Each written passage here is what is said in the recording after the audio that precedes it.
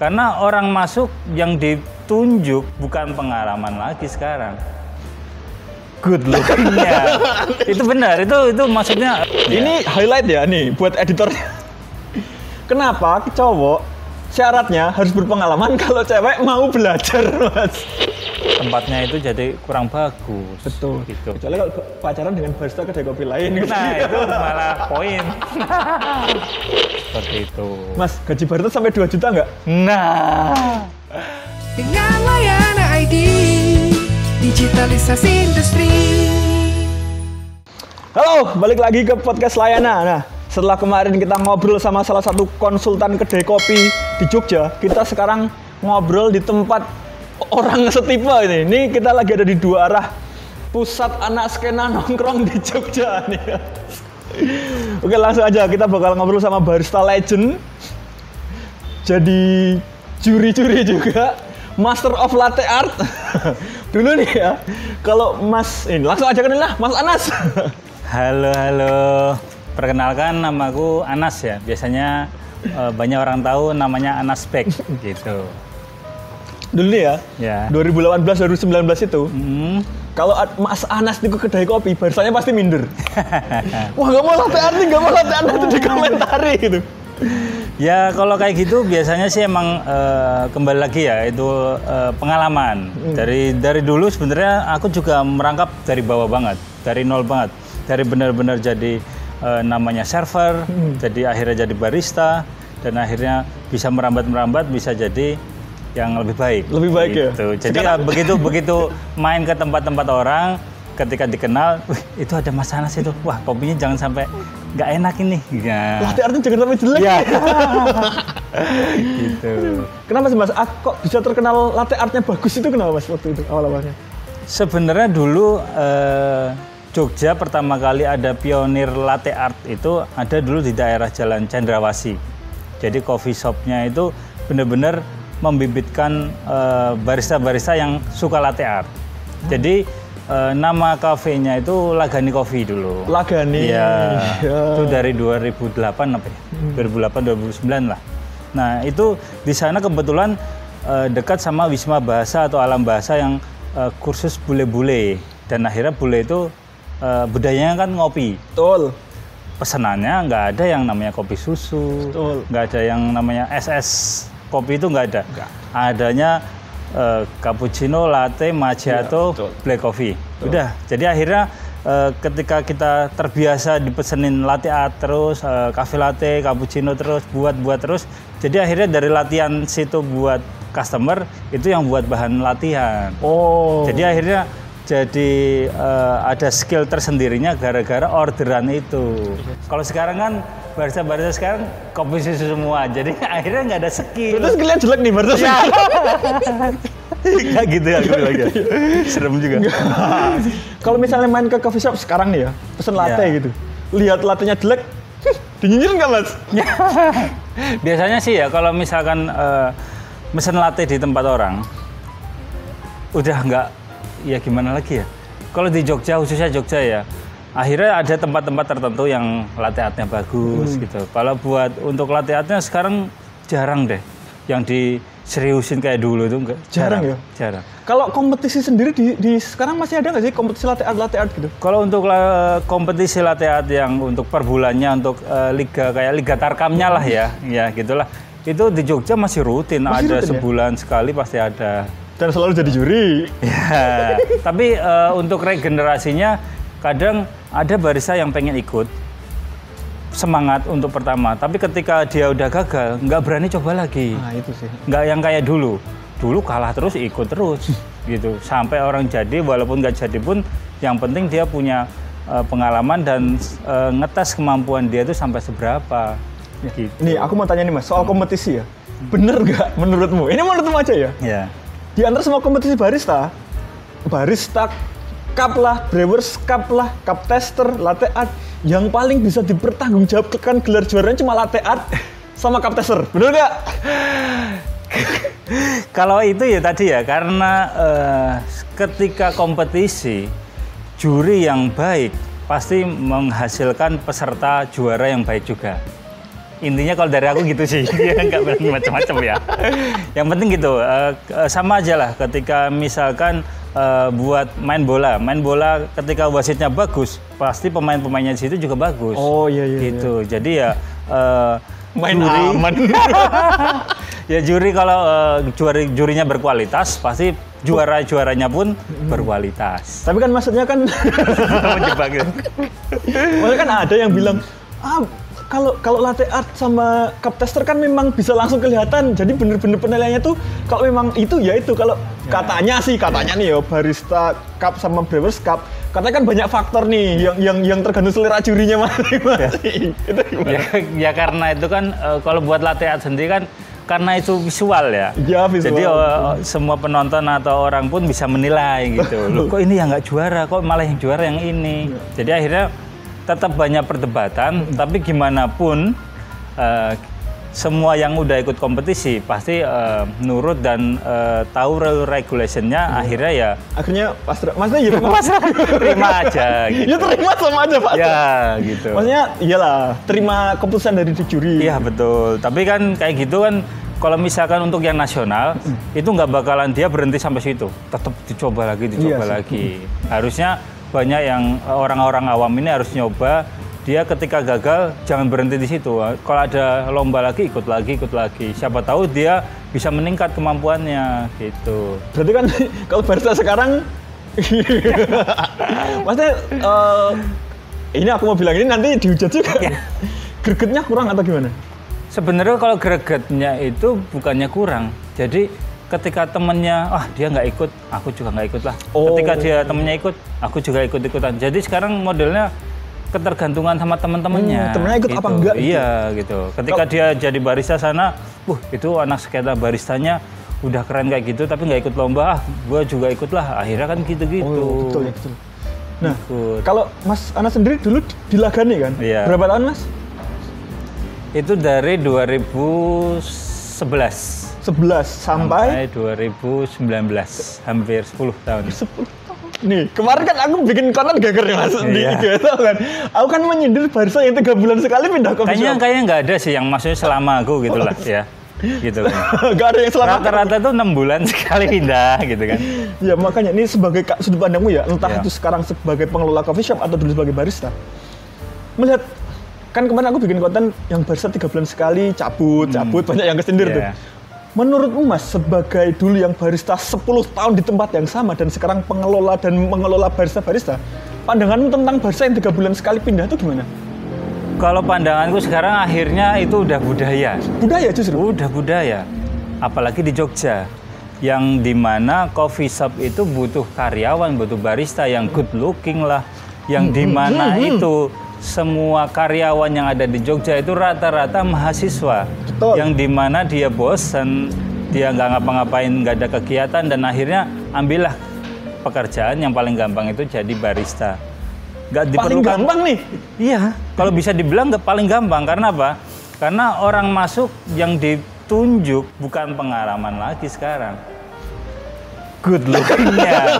Itu benar, itu maksudnya hampir dimanapun ya. Karena benar-benar marketing salah satunya yang coffee shop itu bisa jalan ya karena baristanya yang good looking. Dan akhirnya ketika barista good looking itu diterima dengan dia nggak punya kemampuan, dia cuma punya face yang bagus, yang good looking itu, akhirnya dia membanggakan cuma fisiknya aja, tapi kemampuan untuk meracik kopinya dia nggak tekuni.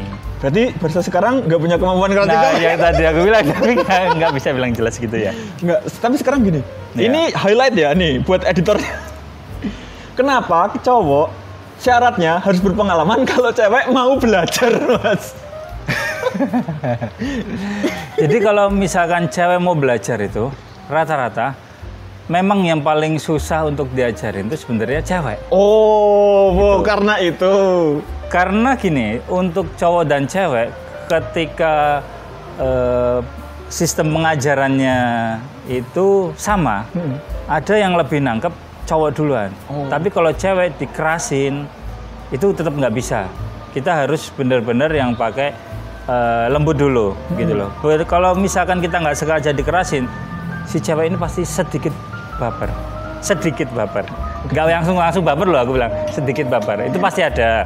Karena orang yang Gen Z zaman sekarang rata-rata ya itu tadi, ketika bekerja ada keras dikit atau ada yang susah dikit, dia agak sedikit ngeluh atau dilampiaskan ke wajahnya atau apapun itu. Oh, berarti bukan karena Dia mancing ya. Berarti memang karena itu ya? Karena memang cewek kalau tidak ada kemauan untuk belajar lebih susah diajari gitu ya? Ya lebih susah sedikit sih sebenarnya, bukan lebih susah ya, lebih susah sedikit gitu. Tapi nggak semuanya juga. Gitu. Aman. Itulah aman ya. Itulah alasan kenapa cewek syaratnya nggak harus bisa tapi mau belajar. Ya. Benar. Ini nih. Cek Mas, azan ya? Nah, santai dulu. Kok bisa kamu jadi selebgram? To the point. Sebenarnya itu bukan selebgram ya. Jadi kalau aku pengen disebutnya sih sebenarnya influencer.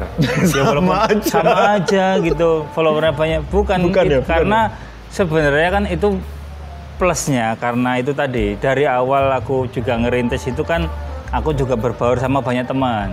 Aku banyak berbaur sama customer, aku juga akhirnya bisa banyak dapat pengikut, akhirnya aku buat konten, terus akhirnya benar-benar ya aku itu bisa kayak buat karya yang aku pikirkan sendiri, walaupun itu receh. Main film juga ya?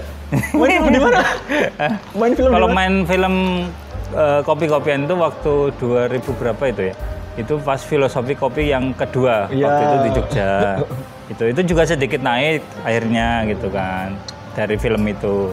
Naik filosofi kopi, habis itu jadi bintang video klip juga.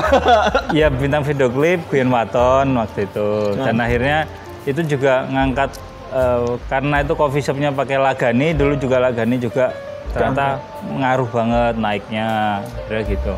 Jadi naiknya itu nggak yang langsung naik banget gitu, nggak, tetap bertahap kalau aku ya. Mungkin ada kan orang yang satu konten iya langsung naik gitu kan, orang-orang kopi sekali juara dia langsung up namanya. Nah, itu gitu. betul lah.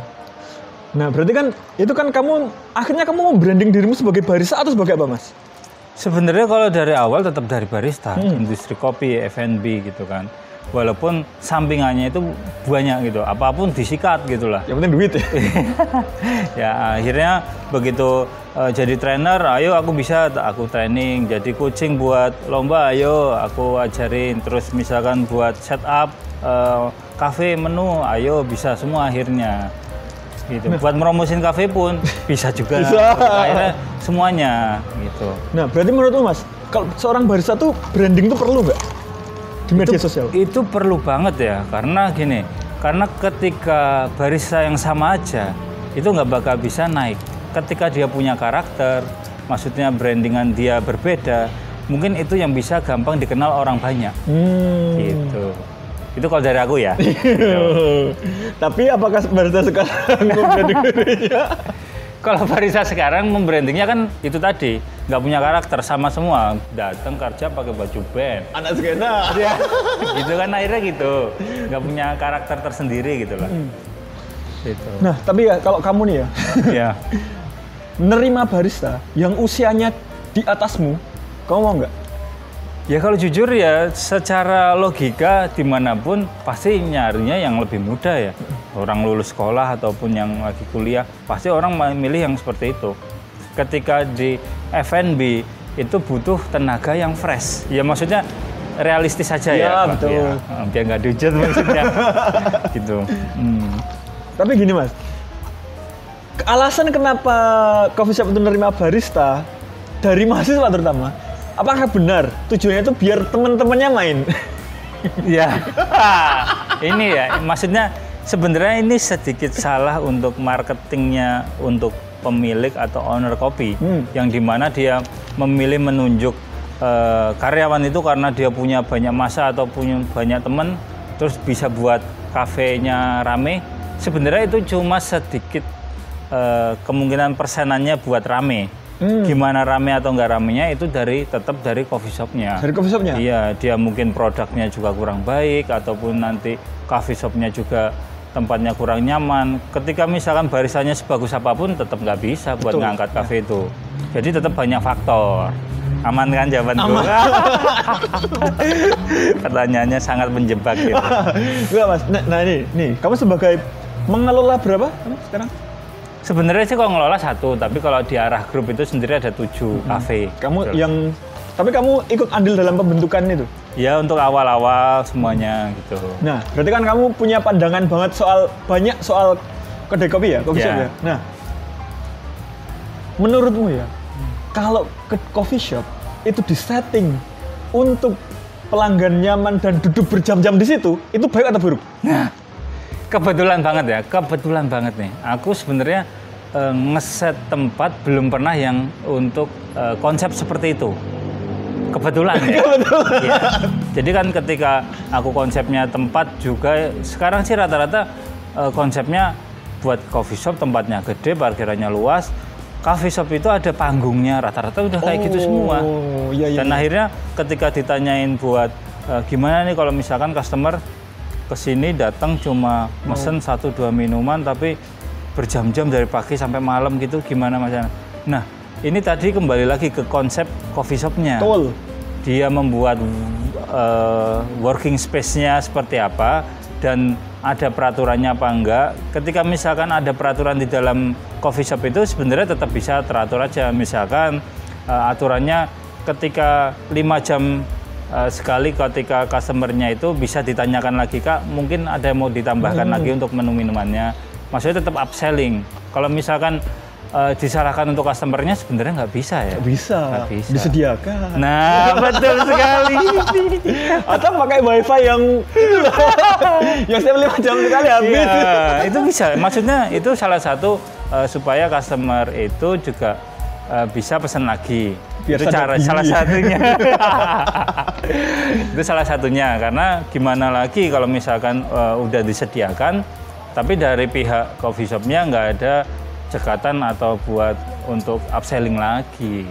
Gitu. Tapi kalau kebetulan di tempat-tempat yang kamu setting, memang dikonsep biar nggak kayak gitu ya?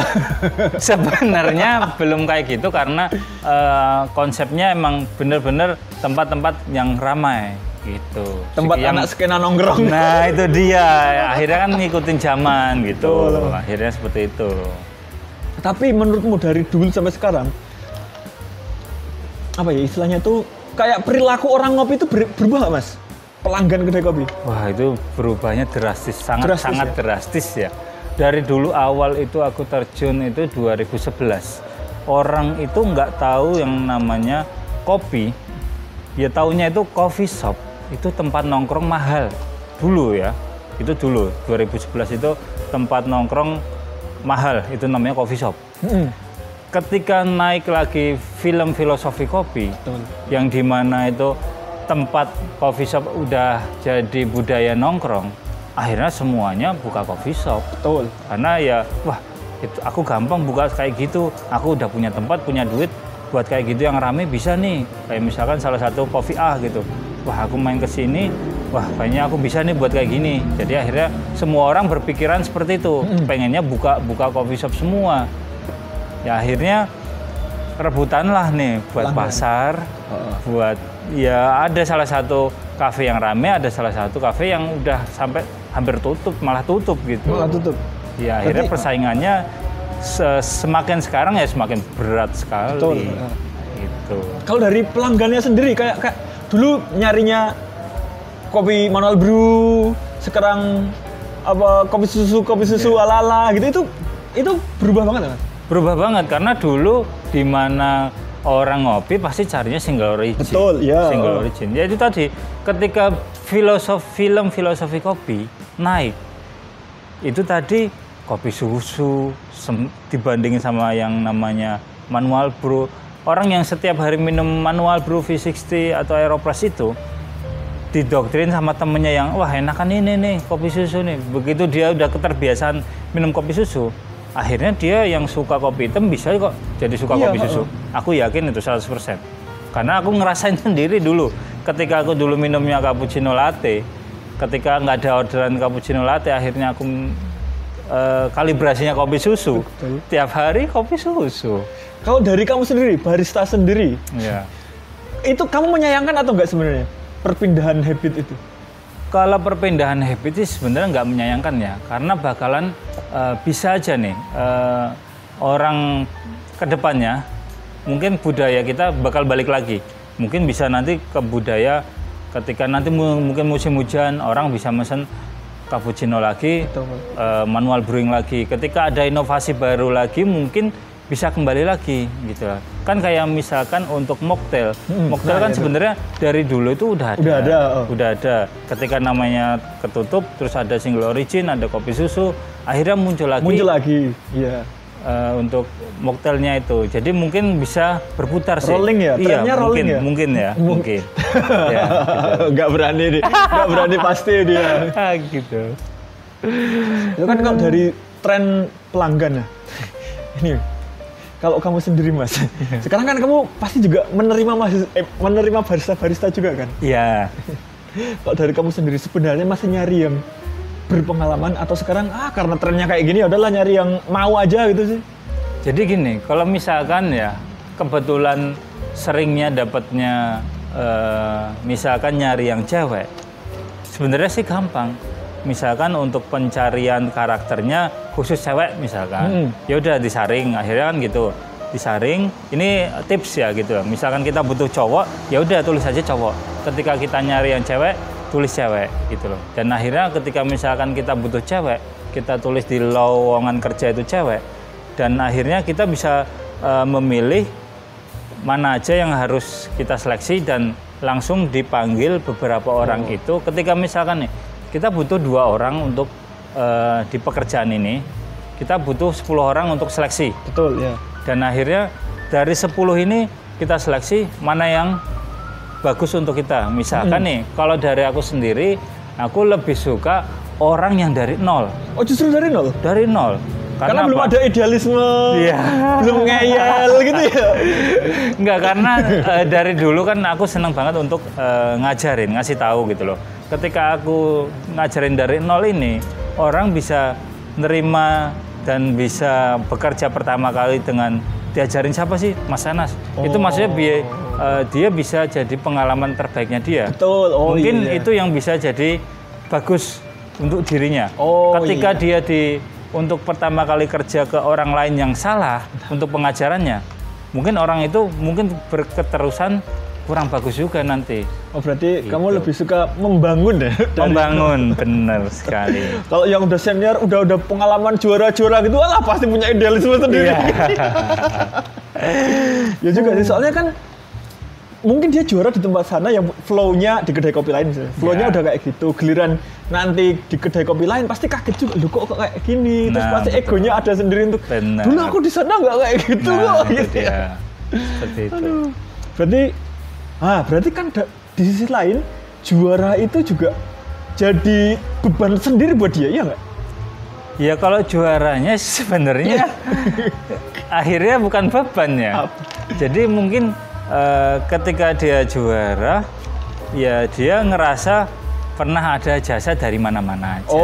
Kalau beban sih sebenarnya dia mungkin enggak, karena dia untuk para juara mungkin banyak orang yang juara itu dia modelnya selalu ingat sama yang pernah ngelatih. Iya, ngelatih itu, yang ngajarin itu, pasti itu. Walaupun nih yang ngajarin itu banyak, pasti dia nggak bakalan lupa.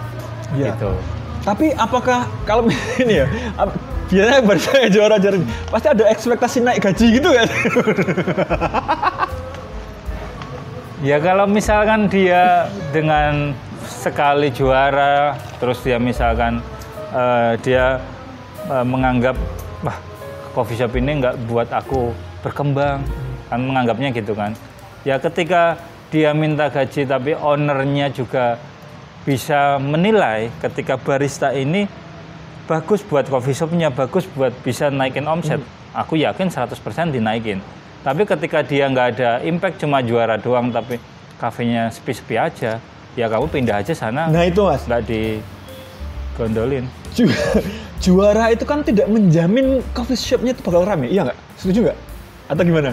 Kalau misalkan untuk juara-juara Tarkam ya mungkin bisa aja ngarep. Kalau misalkan juaranya nasional ya. Nah, itu beda urusan ya. Beda itu urusan. Kalau untuk juara-juara cuma Tarkam ini mungkin ya nggak berpengaruh besar, tapi ada pengaruhnya sedikit gitu. Kalau mungkin dulu masih ngaruh Mas. Soalnya kan dulu begitu 2018-19an itu ada satu yang juara, pasti semua orang kopi pengen nyobain kopinya. Iya ya, betul. betul kan? Karena gini, karena kalau misalkan untuk juara-juara misalkan untuk yang brewing, kalau misalkan ada yang di Tarkam gitulah, orang nggak penasaran. Dia malah selalu aku semangat nih, aku mau ngalahin dia aja. Aku nggak mau main ke tempat dia. Malah idealisnya justru gitu ya? Sebenarnya lebih tinggi daripada dulu. Kalau dulu kita bisa nyamperin nih, kita bareng yuk nguliknya, kita cobain yuk gitu. Kalau sekarang malah sensi ya? Sensi, karena gini, ketika ada barista bagus, misalkan dia kerja coffee shop di A gitulah, dia manual brewingnya latihan terus. Begitu nanti ikut lomba yang Tarkam itu tadi, dia kalah sama yang cuma home brewing. Akhirnya dia, wah aku lebih kalah nguliknya nih daripada yang home brewing nih. Tapi dia nggak mau nge-guide home brewing itu untuk ayo belajar gitu enggak. Dia ya tetap dia punya ilmunya sendiri, aku juga punya ilmunya sendiri. Akhirnya banyak kan seperti itu. Beda sama dulu. Beda. Kalau dulu orang home brewing, sini ke tempatku ayo main bareng. Kalau sekarang enggak, jarang. Nah, berarti kan kalau dari barista sendiri Mas, ini bener nggak sih sebenarnya? Setiap barista tuh pasti punya mimpi untuk bikin kedai kopinya sendiri, bener nggak? Jangankan barista ya, orang yang mau jadi barista aja, sebelum jadi barista, aku jadi barista apa yang mau buat kopi sendiri ya? Gitu. Ketika misalkan nih, ada anak yang punya modal dari orang tuanya, dia milih, aku mau kerja, apa aku buat coffee shop, karena aku punya modal segini. Jadi akhirnya orang berpikiran, buat kafe itu gampang. Pikirannya iya, gitu. Jangankan barista lah yang mikirin. Yang mau jadi barista aja pasti pengen buat coffee shop. Gitu. Jadi benar-benar ya ketika ada modal, pasti orang pengen buat usaha. Nah, yang berarti kan barista memang iya ada mimpi lah ya. Itu ya. Itu buat coffee shop. Tapi kan mereka tuh mungkin lupa. Kamu jago bikin kopi, belum tentu jago ngelola bisnis. Nah itu bener dia. Ya? Betul banget. Ya karena itu tadi, ketika dia di coffee shop, ya maksudnya ini sedikit tips ya. Kalau misalkan dia kerja di coffee shop, ya kamu harus tahu semuanya. Nggak yang kamu cuma tahu ngeracik kopi, kamu tahu HPP tentang apapun itu, kamu tahu tentang processing, belanja di mana, kamu harus tahu juga untuk konten, gimana caranya buat coffee shop itu juga naik. Gimana kamu harus tahu namanya manajemen. Akhirnya ketika kamu udah belajar di coffee shop itu dengan kamu memanage semuanya, ketika keluar dia buat sendiri, mungkin itu bisa. Mungkin itu bisa. Mungkin. Ketika dia cuma barista terus keluar mau buat coffee shop, mungkin dia ngelolanya kesusahan, aku yakin. Bukan aku mungkin yakin. Lagi ya, bangkrut. Tapi gini Mas, sekarang kan di Jogja banyak banget nih coffee shop. Ya. Banyak yang tutup juga nih Mas. Ya. Gini, sebenarnya kan terkait dengan tadi itu barista yang beberapa waktu pindah itu, apakah sebenarnya itu berimbas dari coffee shopnya yang nggak bertahan lama itu nggak sih? Iya bisa aja itu, karena gini, ketika di Jogja sendiri ya, kan akhirnya seminggu sekali itu pasti ada coffee shop buka. Betul. Itu kalau nggak setiap hari malam minggu atau Jumat Sabtu Minggu lah pasti ada yang namanya soft opening sama grand opening lah, pokoknya sama itulah. Invitation itu pasti itu ada di Jogja setiap minggunya. Dan akhirnya ketika di Jogja ada itu, banyak barista-barista juga yang untuk ngelamar jadi barista. Dengan di Jogja pun itu bisa dinilai sendiri. Ketika dia kuat dari 3 bulan lebih, ini akan bertahan bagus. Coffee shopnya? Coffee shopnya. Tapi kalau ketika 3 bulan ini dia nggak berjalan, aku yakin juga dia nggak bakalan lama juga. Dan akhirnya barista yang di sana sebenarnya jadi korban. Nah itu betul. Jadi korban. Jadi nggak menyalahkan juga baristanya, tapi tetap ada juga yang salah. Ada yang cabut. Iya gitu. Ketika misalkan nih, ketika aku punya barista, aku juga nggak ngajarin yang semua ilmuku tak kasih ke dia. Karena apa? Karena ketika barista itu kita kasih ilmu semuanya, sebulan 2 bulan dia tahu semuanya, dia keluar, kita sia-sia sebenarnya. Betul, iya. Iya, maksudnya akhirnya ada batas wajarnya juga untuk pengajaran, ada batas wajarnya semuanya. Maksudnya ya nggak berlebihan, karena ya berlebihan tuh ya nggak bagus. Nah itu tuh bener kan, kemarin di kontenku yang viral itu ada yang bilang gini Mas, ya nggak apa-apa aku pindah-pindahkan, aku menyerap ilmunya dari masing-masing coffee shop dan bisa aku pelajari sendiri buat bikin baru. Salah itu, laknat kamu. Berarti memang dari pemilik sendiri jangan terlalu langsung los ngajarin gitu ya? Iya, sebenarnya emang ada batasan. Ada batasan ya? Kamu harus belajar ini dulu, udah bisa ya udah. Terus misalkan ketika belum bisa yang namanya latte art, ketika dia bisa latte art, ya udah, kamu bisa latte art, kamu ulik sendiri, gitu. Tanpa aku yang harus ngajarin, kamu bisa itu ilmumu sendiri, gitu. Ketika kamu ada yang nggak bisa, tanyakan, gitu. Mas, ada masalah di situ, Mas. Orang mau ngulik latte art itu kan harus menggunakan kopi, menggunakan susu, menggunakan bahan. Sedangkan kan coffee shop kalau ada baris ekspor kayak gitu kan, itu buang-buang bahan nggak sih? Oh iya. Itu gimana itu? Ya itu juga sebenarnya banyak barista salah ketika mau belajar terus buang-buang bahan, karena kan itu juga sebenarnya duit juga. Betul, kan? Iya, itu gimana? Dan akhirnya ketika dia kalau misalkan benar-benar niat, itu dari dulu aku benar-benar niat. Aku malah beli kopi sendiri, susu sendiri buat aku belajar. Oh. Gitu. Jadi kalau misalkan yang sekarang untuk kalibrasi dia latihan sampai banyak banget, sebenarnya itu salah. Salah, itu buang-buang bahan ya? Salah banget pokoknya. Dan akhirnya walaupun nih ketika kita nggak bisa beli fresh milk ataupun yang kopi yang fresh gitu lah, kita bisa pakai yang saset, nggak ada salahnya. Iya betul sih. Gitu. Kalau memang pingin belajar ya. Iya. Kalau memang pingin. Bener gitu loh. Misalkan dia pengen belajar, benar-benar belajar pakai kopi Nescafe hitam saset sama Denko saset. Betul. Bisa. Iya. Gitu loh. Dengan itu nggak sampai kok 20.000, 50.000 itu enggak, dan itu bisa buat berkali-kali. Tapi kalau dari kedai kopi sendiri, Mas, biasanya memiliki anggaran untuk, nih ya kamu anggaran untuk bikin kopi sendiri, ini untuk itu nggak sebenarnya? Sebenarnya kalau buat anggaran itu tergantung coffee shopnya. Ada yang ownernya dukung, ada yang enggak. Ketika yang enggak, misalkan ya udah kamu belajar itu ketika ada pesanannya latte aja gitu. Akhirnya kalau orang pinter, Barista pinter? Iya, barista pinter. Ketika dia mau belajar latte art, ketika dia yang ngasirin ataupun temennya, bilang aja, yang best seller di sini cafe latte. Yang best seller di sini hot matchanya, hot coklatnya, hot red velvetnya, yang bisa digambar. Oh iya. Maksudnya bener. dengan omongan pun itu dia bilang, oh ya udah deh, aku hot latte. Oh iya deh, aku hot. Biar bisa buat latihan. Nah dari situ pun dia latihan juga gambar. Gimana caranya bagus buat customer kan akhirnya. Nah di situ lebih bagus belajar untuk mentalnya dia. Betul, gitu. iya. Jadi nggak yang kita buang-buang bahan lah apa. Kalau misalkan pinter ya pasti mainnya gitu ya. Iya, harus licin juga mulut gitu. Kak, mari Kak silakan. Ini kita ada beans yang bagusnya, padahal beansnya sama aja. Iya, kan? Maksudnya kan licin. Kan mau ngulik kan maksudnya. Iya. Kan? Betul sih, betul. Latenya kita enak Kak, rekomend. Mumpung ini yang lagi udaranya dingin, mau yang hangat-hangat gak? Ini ada kafe. Itu kan akhirnya masuknya ke skill komunikasi, Mas. Nah, itu nggak ada sekarang sih. Sekarang nggak ada itu orang. Itu mah nggak ada. Mungkin ada tempat-tempat tertentu. Yang trainingnya mungkin memang menjurus ke situ ya. Iya. Sekarang tapi rata-rata enggak susah ditemuin kayak gitu. Biasanya cuman nyapa pun mungkin dengan cemberut mungkin. Nah, itu dia. Mari Kak, silakan. Gitu aja. Nah, itu sebel ya Mas sebenarnya kalau datang ke coffee shop, kasirnya cemberut, bahkan baristanya nggak ngeliatin, mainan HP gitu gimana?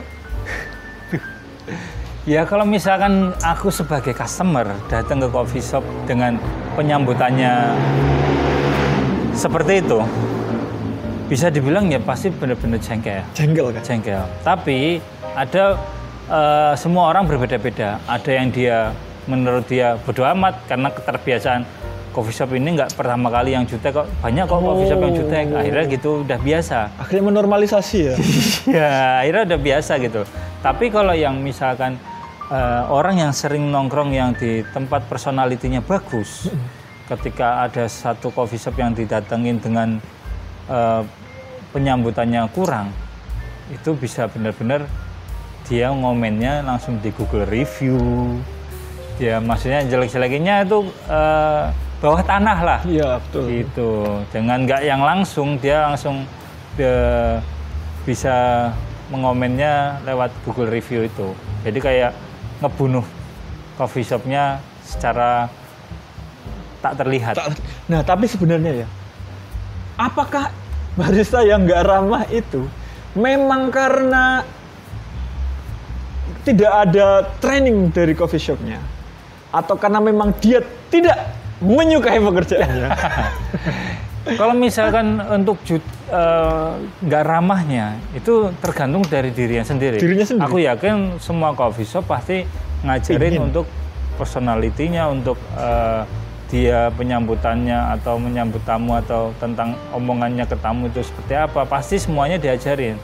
Tapi kan ketika misalkan nih cewek lagi ya, misalkan barista cewek lagi nih, mungkin dia lagi dapet atau lagi diputusin pacarnya, itu kan sebenarnya moodnya dia lagi nggak bagus.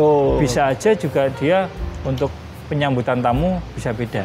Oh iya. Karena itu yang aku lihat, aku alamin langsung. Iya, ketika karyawan-karyawan seperti itu ya dia bilang, Mas aku lagi sebenarnya lagi dapet gini. Maaf ya kalau aku tadi sama customer malah kebawa emosi atau jutek. Akhirnya gitu. Nah, ini untuk barista ya. Kalau kamu punya karyawan, ada barista lah kan. Barista di satu tempatmu itu pacaran itu, Mas. Kamu setuju nggak? Berat. Untungnya ya. Untungnya sih belum pernah. Jadi ya kalau misalkan dari aku sendiri sebenarnya itu untuk pekerjaan sama dia pacaran, akhirnya dia nggak bisa profesional nantinya. Iya, makanya yang ditakutkan seperti itu. Iya, jadi kalau misalkan boleh nggak boleh ya itu biasanya sih banyak peraturan tertentunya lagi di coffee shop itu. Jadi misalkan nih di coffee shop itu dibolehin pacaran, tapi ada konsekuensinya. Kamu harus profesional nih, ketika kamu libur, kamu nggak boleh liburnya bareng nih atau gimana? Nah itu biasanya kan liburnya bareng, nanti marah. Nah itu dia, itu jadi akhirnya kan bisa ngerusak juga kinerja atau tempatnya itu jadi kurang bagus. Betul. Gitu. Kecuali kalau pacaran dengan barista kedai kopi lain. Nah itu malah poin. Gitu. Jadi sebaiknya jangan. Ya, sebaiknya jangan. Masih banyak barista di kedai kopi lain. Iya, itu. Kalau pacaran sama pelanggan malah nggak apa-apa ya? Loh, yang sering banyak itu sekarang malah barista sama customernya. Ketika customernya itu sendiri ini, ketika barista itu pinter, aku yakin dia deketin, dia bisa jadian. Mungkin bisa sampai nikah gitu, bisa ada. Biasanya cowok nih barisanya. Iya, barisanya cowok nyepik. Yang cewek pun juga ada gitu kan, ada. Barista cewek nyepik pelanggan cowok gitu. Iya, barista cewek pun ke owner ada juga ya. Gitu. Nah itu nggak boleh pacaran sama karyawan, tapi kalau sama bos boleh. Bos muda maksudnya yang nggak belum berkeluarga gitu. Ya boleh. berarti kalau sama fan aja ya kalau itu ya. Beda kalau udah yang berkeluarga. Betul. Itu pelanggaran. Ya berarti kalau sama karyawan nggak boleh, kalau sama bos boleh. Marahan dikit potong gaji. Ini Mas, ini terakhir ya. Kan mau dalam malam juga. Jadi barista itu bisa untuk hidup nggak? Karirnya? Nah ini dia, masih pertanyaan yang kelas ini ya. Oke. Untuk barista sendiri ya, sebenarnya itu ketika kita terjun di dunia industri kopi, barista atau F&B, ketika kita bisa menerima semua, sebenarnya itu bisa buat jangka panjang. Maksudnya bisa juga buat masa depan. Dan gini, maksudnya barista-barista sekarang nggak selalu seterusnya jadi barista. Ya. Itu selalu pernah aku bilang ke banyak orang. Ya. Tapi bukan berarti kamu harus berhenti jadi barista terus ke PNS, enggak. Enggak, bukan. Kamu tetap jadi barista. Kamu harus ada sampingannya juga. Ataupun kamu harus punya planning ke depan untuk gimana caranya kamu bisa lebih baik. Misalkan nih, kamu di dunia kopi, kamu jualan kopi lah. Jadi barista ke marketing kopi atau itu yang mungkin fee-nya bisa lebih tinggi, gitu kan. Maksudnya tetap di dunia kopi, tapi bukan di barista, gitu lah. Ataupun jadi barista, tetap ngerangkup samping-sampingannya ada. Ketika income-nya tetap itu ada, sampingan-sampingannya juga ada, dia bisa bertahan itu. Tapi kalau cuma mengandalkan satu pekerjaan aja untuk masa depan, susah. Oh berarti jadi barista itu mungkin bisa membuka relasi juga mungkin? Betul banget, betul. Karena yang aku alamin seperti itu. Aku jadi barista, oke lah. Aku bantuin temanku jualan sirup, aku bantuin temanku jualan kopi lah. Aku dapat persenan nih dari sini. Wah seneng nih, setiap bulan aku dapat gaji tetap. Setiap bulan pun aku dapat masukan dari sini. Jadi kan akhirnya bisa income-nya bisa lumayan. Oh gitu. Berarti jadi barista tuh serasa saja mau itu bisa buat hidup. Tapi ya itu yang paling penting itu adalah relasimu dengan sesama barista. Katakanlah dengan owner, dengan pelanggan yang mungkin punya relasi lebih luas dan memanfaatkannya itu yang akhirnya lebih penting ya. Penting banget karena ketika dia nggak bisa kemana-mana ataupun dia diem aja. Misalkan nih, selama 5 tahun dia jadi barista, cuma di situ-situ aja, ya stuck akhirnya. Situ-situ aja itu maksudnya apa? Ya maksudnya dia gitu-gitu aja, ataupun dia... Tidak ada perkembangan? Tidak ada perkembangan, dan dia tidak mau mencoba yang hal baru lain. Akhirnya ya dia, untuk buat masa depan, dia mungkin bisa dibilang berat. Berat ya? Bukannya nggak bisa ya, berat. Ketika dia jadi barista, tapi punya sampingan-sampingan. Mungkin dia jualan kaos online lah, tapi dia barista. Aku yakin income-nya lebih tinggi. Ya. Gitu. Berarti ya memang ya disebut hidup, tapi ya dengan tanda kutip mindsetnya harus terbuka gitu. Nah, betul banget. Mindsetnya ya benar itu tadi. Mainnya ke mindset. Mindsetnya harus terbuka. Ya. Kalau cuma jadi barista aja. Iya, itu kurang. Jadi mungkin ya juga misalkan dia jadi barista, tapi dia suka fotografi. Nah, dia suka bikin konten. Tapi dia jadi barista, dia juga bikin konten. Itu pemasukan lagi. Jadi kan mindsetnya dia juga profesional kerja di barista, profesional juga dia di konten. Betul. Nah itu yang dibutuhin barista sekarang.